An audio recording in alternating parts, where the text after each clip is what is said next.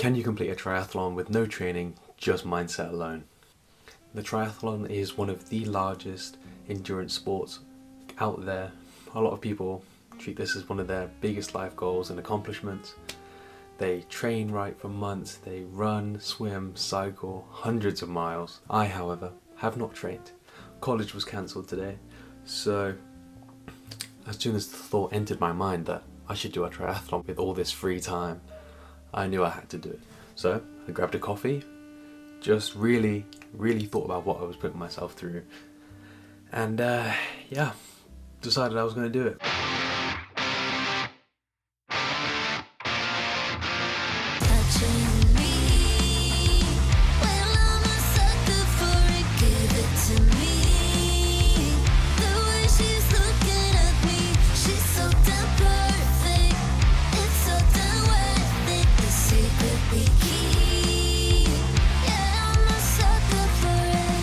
All my preparation for this was just putting getting a running t-shirt out, getting some Lucozade, and that was it.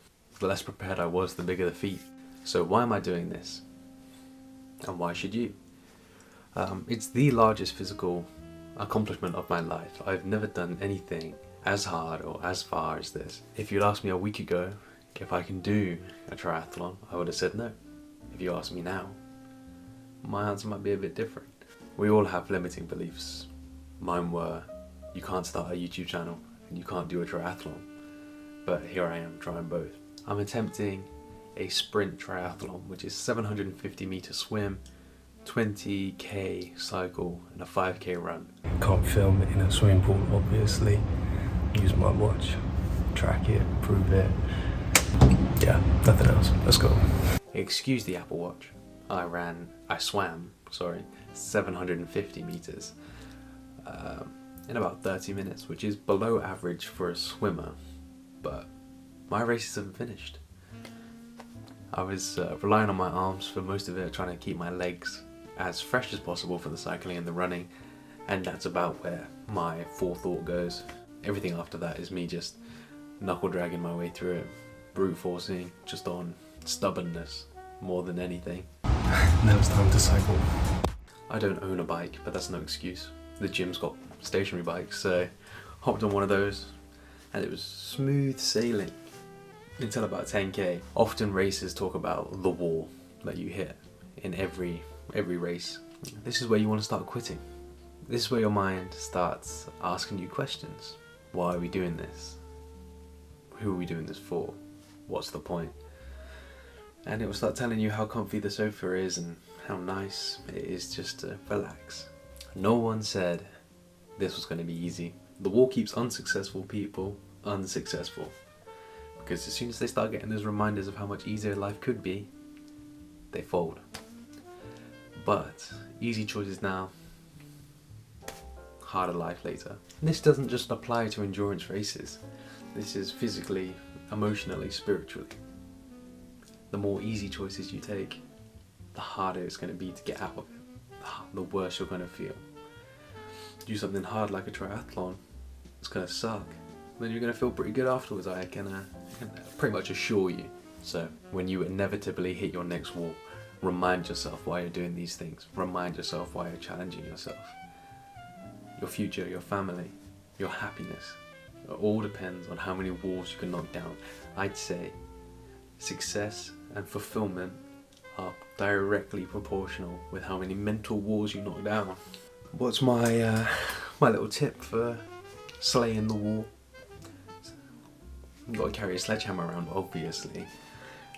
Mine is a Marcus Aurelius quote. It's probably my favourite in Meditations. It's a disgrace in this life when the soul surrenders first, when the body refuses to. The walls you hit are mental blocks, they're not physical. You can keep running, you can take 10 more steps. It's easier to stop at the wall, turn around, than it is to go through it. That's why you have to carry a sledgehammer like a Marcus Aurelius quote. You don't have to know what you're training for. Like, I've not got an Ironman in mind that I want to build up to with these small triathlons. I was just doing it to make myself more resilient, make myself stronger, mentally stronger, and put myself through something that I haven't done before. It would be a real challenge. So you have to carry a sledgehammer around for all occasions. I bang out the last 10k on nothing more than a bottle of Lucozade and a 2,000-year-old quote. So with the cycle done, I then needed to run home, drop the bag off, change t-shirt, and then hit the road again. Moving like a snail. Flies. As soon as I changed my t-shirt and then got back outside the house, my calves started burning. Every step was agony, and I still had 3k to go. It was like 1.5k back to the house. Made it about 400 meters, and yeah, it started to struggle. I was really facing some steep walls at this point. It's a disgrace to quit before your body is ready, just because your soul is tired, or whatever Marcus Aurelius said. Let's fucking go. Until today, a 5k was a great day, but here I am, 2k in, and that's after nearly 21k of cycling and swimming.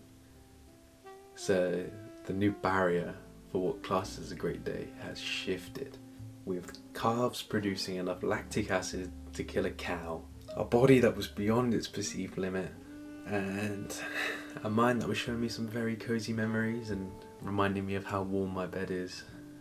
It really felt so right to quit. All that keeps playing in my mind is the Marcus Aurelius quote. If you don't want to feel hurt, you will not feel, no. If you don't want to feel hurt, you won't feel hurt. If you don't feel hurt, you haven't been. What I'm trying to say there is choose not to be harmed and you won't feel harmed. Don't feel harmed and you haven't been. Although my legs were burning a lot, I wasn't going to quit because of pain. I have felt worse, and I could have felt worse.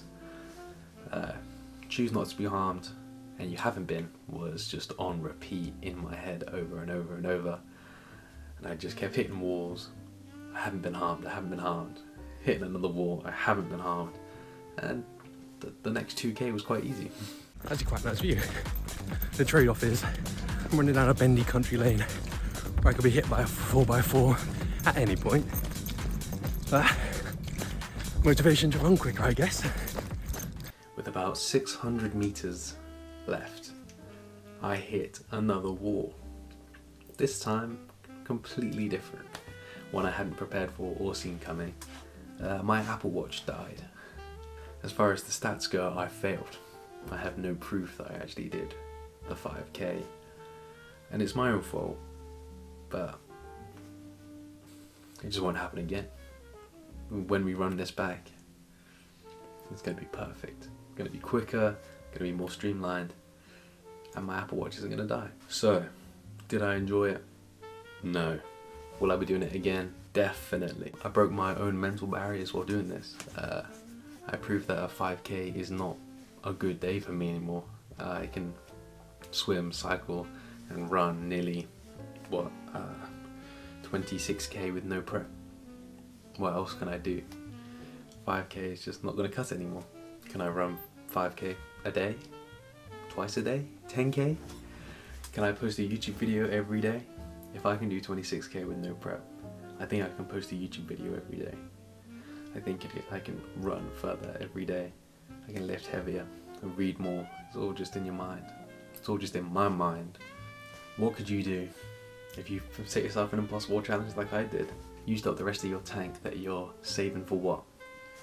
If you want to own your own business, cool. Use up more of the tank and work more. You want better grades? Cool. Use up more of the tank to study. You want to be fitter? Cool. Use up more of your tank, lift heavier and run further.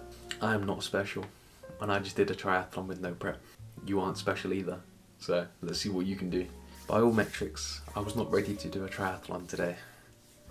I hadn't trained, I hadn't eaten right, I hadn't slept right. I'd only given it an hour's thought. I was not ready to do a triathlon. You don't need to be ready. None of my friends or family know I just did a triathlon. You don't need an audience, and you don't need to be ready. All it takes is starting. The path to your dream is a nightmare. The path to your nightmare is a dream. Choose the path you want to walk. Good luck. Let me guess, mate. You fix roofs